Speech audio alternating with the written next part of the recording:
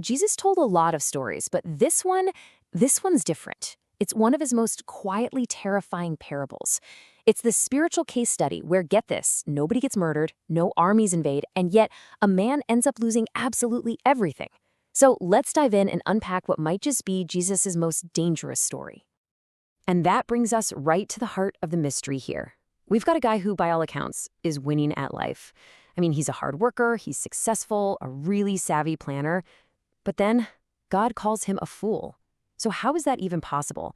And maybe more importantly, what on earth could that mean for us today? Okay, so let's set the scene. It all kicks off with an interruption. Jesus is in the middle of teaching, and suddenly, this guy from the crowd just shouts out, "Teacher, tell my brother to divide the inheritance with me." Right away, you see where his head is at. It's all about assets, property, what he thinks he's owed. His heart is just completely fixated on his possessions. Now, Jesus, he doesn't bite.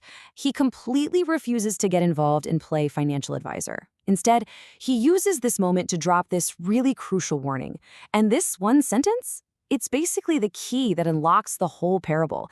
It's the central theme we're about to see play out in this man's life. So Jesus launches into a story about this rich guy. And it's really important to get this. The man isn't some kind of cartoon villain. The text is clear. It says his land produced plentifully. He wasn't cheating people, he wasn't stealing. His success actually looked a lot like a blessing from God. And that right there is exactly why this story is so dangerous. The trap is hidden inside something that looks totally good. And to really get what's driving him, we have to look past simple greed. What we're seeing is actually a deeply human response to fear. I mean, think about it.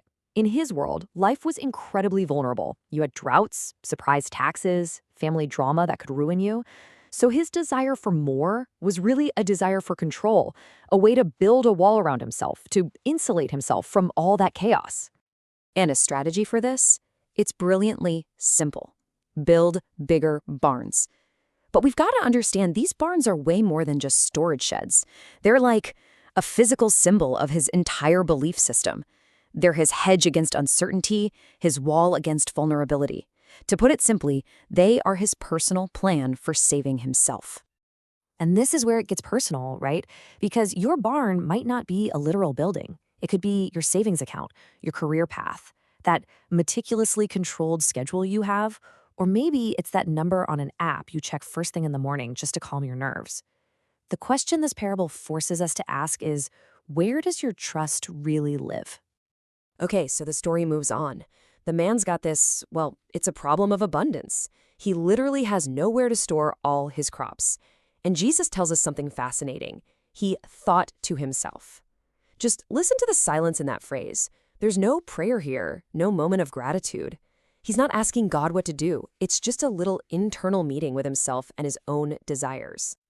And what comes out of that little meeting? Well, it sounds less like a business plan and more like a throne speech. Just listen to the language he uses. It kicks off with this big declaration of his own power. I will do this. The focus is all on him. He's the architect. He's the builder. He's the star of his own show. And notice his solution to having too much. It isn't generosity. It isn't stewardship. Nope. It's just bigger storage. More control. And now we get right to the heart of the problem. This is the critical moment. He basically steps into the role of a priest, but the congregation is just him. He starts preaching to his own soul, and in doing so, he completely replaces God's voice with his own. And what's the sermon? It's his own false gospel. He tells his soul that salvation is having enough stuff, that peace is found in a full barn. And that rest? Well, that's guaranteed by the many years he just assumes he has. He's built an entire personal religion on the illusion that he can save himself. So up to this point, everything's going according to the man's perfect plan. He's solved his big problem, he thinks he's secured his future, and he's just preached this nice little sermon of comfort to himself. But what happens when heaven interrupts the board meeting? Yeah, these two words, they change everything. The man had his blueprint all laid out, but God. He had many years penciled into his calendar, but God. Everything was going exactly according to his plan until God showed up with a completely different reality. And this is the divine verdict. In a single sentence, God just demolishes the man's two biggest illusions. First, the illusion of time. His many years suddenly becomes this night. And second, the illusion of ownership. His my goods and my barns becomes your soul is required of you. See, his life was never his to own in the first place. It was always his to steward. So why does God call him a fool? It's so important we understand this. It has nothing to do with his IQ. This guy was probably brilliant. He was organized, he was driven. A fool in the biblical sense isn't someone who's unintelligent. It's someone who builds their entire life on a foundation that will crumble when the real storms of life and death finally hit. But you know what? The story doesn't just end there, with a harsh judgment. Jesus pivots.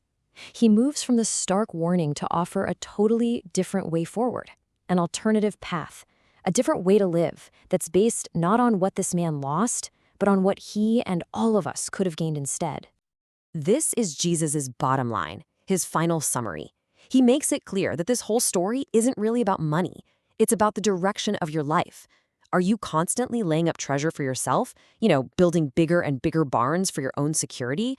Or are you becoming rich toward God, pointing your trust, your gratitude, your whole life in his direction?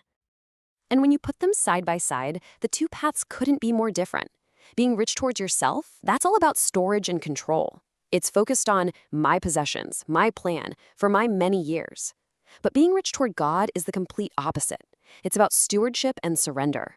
It's about valuing your soul more than your stuff, God's presence more than your plan, and living with the awareness that this night is what truly matters.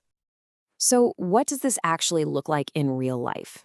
Well, for starters, it means opening your hands instead of clenching them tight. It means inviting God into that inner conversation before you make all your plans. It means that when a blessing comes your way, your first question is, Lord, what is this for? And ultimately, it's about surrendering that illusion of control and learning to find real rest in God's faithfulness, not our own efforts. And this is where we get the beautiful alternative, just a few verses later in the text. You see, the rich fool was frantically chasing security, trying to build his own little kingdom brick by brick. But Jesus says the Father just freely gives us the kingdom. It's a gift. It's not something we can ever build for ourselves, no matter how big our barns get. And so, the story leaves us with a really personal question to chew on. What barn are you building right now? What's that accomplishment, or that number in your bank account, or that personal strategy that you've told your soul will finally let you relax? Because this story of the rich fool, it isn't just some ancient warning. It's an invitation to find a deeper, more secure kind of rest, one that has absolutely nothing to do with the size of our harvest.